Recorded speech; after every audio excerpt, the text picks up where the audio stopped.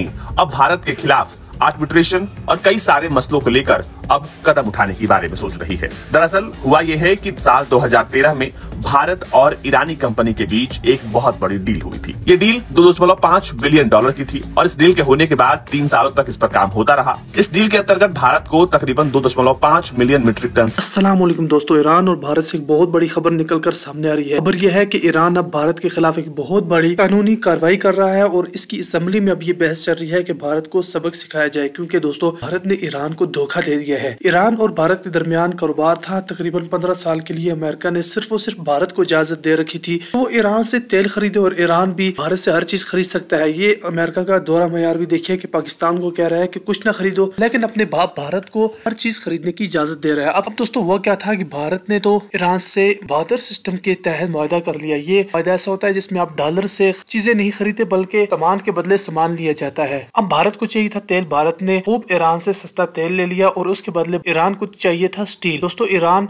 Steel लेता रहा, लेकिन भारत ने बहुत ही ज्यादा तेल खरीद लिया था लेकिन बहुत ही कम मिकदार में स्टील दिया और अब बकाया स्टील दे नहीं रहा। अब अमेरिका की सैंक्शन का खतरा है, इसलिए ईरान तो ये चाहता नहीं। ईरान ने तो सीधी सीधी धमकी लगाई है कि अगर आप हमारे बकाया स्टील वापस नहीं करते, ईरान को नहीं देते, तो आपके खिलाफ कानूनी कार्रवाई की जाएगी। कानूनी कार्रवाई क्या होगी कि भारत के साथ आइंदा ईरान कोई बड़ा बिजनेस नहीं करेगा। जबकि अब ये हो रहा है कि ईरान और पाकिस्तान काफी नजदीक आ रहे हैं और पाकिस्तान और ईरान मिलकर बिजनेस करने की बातें कर रहे हैं और इसे आगे बढ़ा रहे हैं। स्टील की सीट्स ईरान को देनी थी और बदले में ईरान जो है उसे पैसा दे रहा था।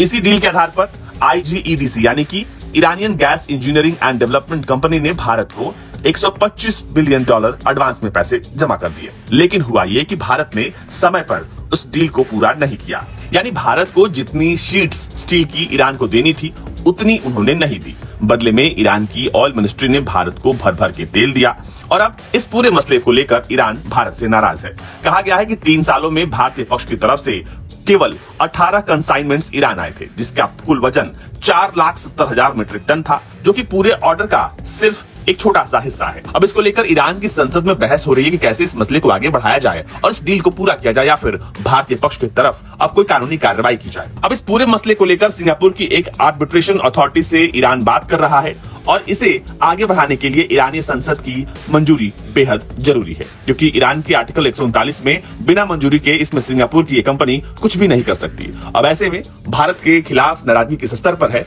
आप इसका अंदाजा लगा सकते हैं।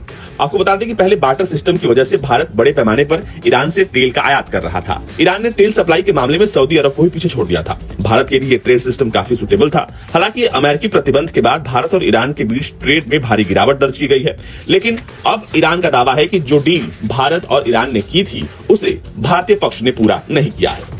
बार्टर सिस्टम की मदद से भारत और ईरान में जो व्यापार होता था वो बहुत मददगार था। रुपया रियाल व्यापार तंत्र दोनों देशों की कंपनियों को एक दूसरे के साथ सीधे सौदे करने और तीसरे पक्ष की मध्यस्थता लागत से बचने में मदद कर सकता था। लेकिन अब फिलहाल भारत का दोस्त ईरान भारतीय कंपनियों पर डील न पूरा करने का आरोप लगा रहा है।